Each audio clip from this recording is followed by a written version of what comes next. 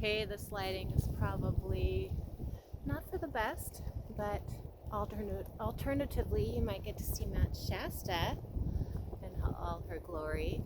So, just wanted to record a quick message, if I can make it quick, on heartbreak and how to get over when being freshly broken up with. The first words that came to mind when a friend recently asked me how to get over heartbreak is self-care. And I know that sounds so boring and cheesy and seems to be the answer to everything these days. However, it is the right step because the trigger, the wound, is the way in. And what wound is being activated when someone breaks up with you? Normally, it's the original wounds we've had since childhood of what early experiences, what we made it mean to be lovable, unlovable, worthy, unworthy, rejected, abandoned. So what's the list that comes up when we get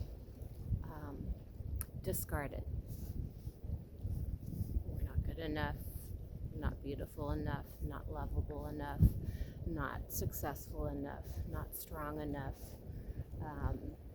not worthy of their love, undeserving, a failure. Anyway, the list goes on and on, but it's really an inside job only, you know. And honestly, I have found the wound of what I call unrequited love is the most life-changing activator there is, because in our Western society, you know, even though we're so hip to the term self-love right now, it's really so evasive, you know, because that includes reparenting ourselves. Like, we know what we don't want, but maybe we don't know quite yet how to do the upgrade and practice the upgrade, actually. So, what I'd say is make a list first of all the things you feel, negative things you feel about being broken up with, you know, especially like missing that person, wanting to be with them, the longing, you know. I think why unrequited love is such a good description is because if it's one-sided and we're in love with this person, it's like we're seeing them in their full potential. We've made a whole dream about them. We have this longing, this picture of a perfect fairy tale existence with them that they just can't see yet. You know, whatever it may be, the attraction, the chemistry that only we've had with that person, and we're so afraid to lose it, but yet we're not their special one, so it's not a two-way street. So I have found in the times that I've suffered from unrequited love, just getting creative, you know, getting in the body, starting to move the energy, you know, because we are in that shock of being abandoned, feeling rejected, feeling unlovable, not interesting, not desirable. So go do the things that bring you pleasure, you know, not just sitting in front of the TV eating gallons of ice cream, you know, which has its place. But, you know, getting yourself in water, in sauna, going to yoga class, like if you just have to cry about the rejection and the loss, you know, it's grief and loss.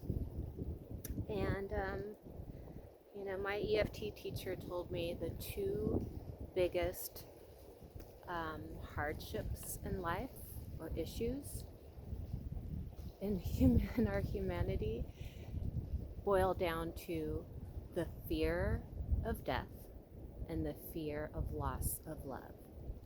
And it's so true. If you ever read Eat, Pray, Love by Elizabeth Gilbert, she has a whole chapter also on like even the refugees who, you know, survived being at the bottom of a ship with 100 people and could barely breathe.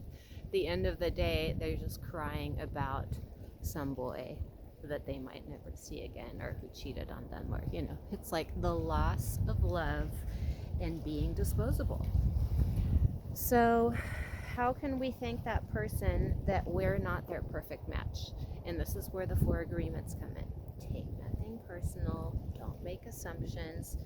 And yeah, this is like not anything to do with your lovability, but really like their whole makeup and their trajectory of life experiences, where somehow you don't fit into their make and model now, and it's almost not that personal, because we're all so differently, such complex mosaics. And women are very resilient. They always just want to make love work again, where men have their heart broken once and they're like, I'm never going there again. Or, there's a lot of self-protection involved for them to open themselves up again, where a woman just wants to open, feel safe to open and surrender. So back to self-care is self-compassion, to really be able to separate yourself from the situation. We're probably going to be pissed for as long as we're pissed by the rejection, by the baby unfaithfulness, by betrayal, by the damage that's been done. That's a whole other section of resentment and anger and rage and that type of thing. But let's just bring it back to our personal sphere. Getting in the body, letting ourselves weep and grieve. What does this remind you of? Oh, this reminds me when my father did this and I didn't feel lovable, or when I went into puberty and he didn't hug me anymore or hold me. We have like these markers that are very specific, where we felt a loss of love, and as a result, not beautiful, lovable. And so get creative and put this energy, instead of obsessing, of thinking of that person not wanting you and how much you miss them, and whatever pedestal you've put them on, knock that off. You can respect someone from afar if they deserve it, but put your energy toward putting yourself on the altar of your life and starting to make those improvements. And that begins with self-acceptance, acceptance of the separation.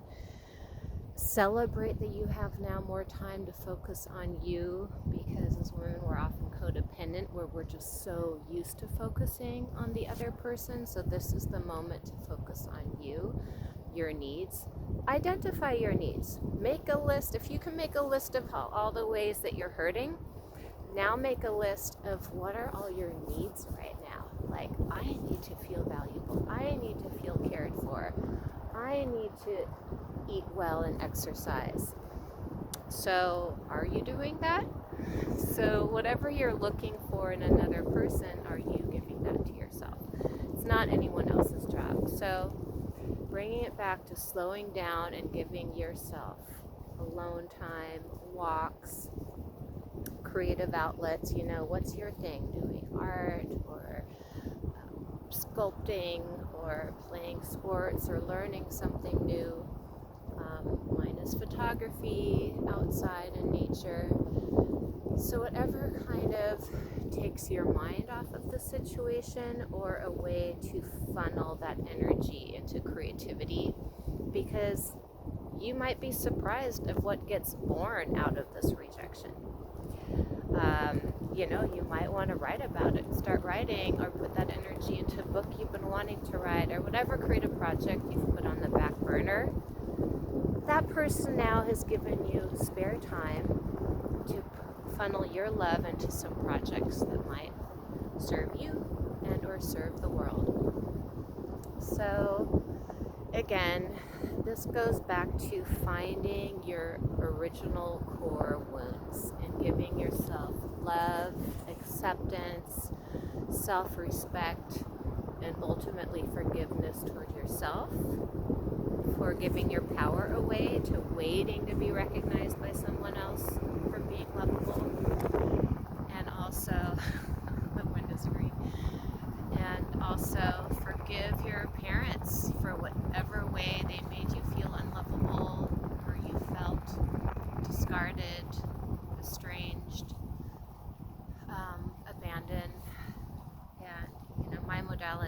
tapping. So you can tap with me or go on YouTube and put in, abandonment tapping.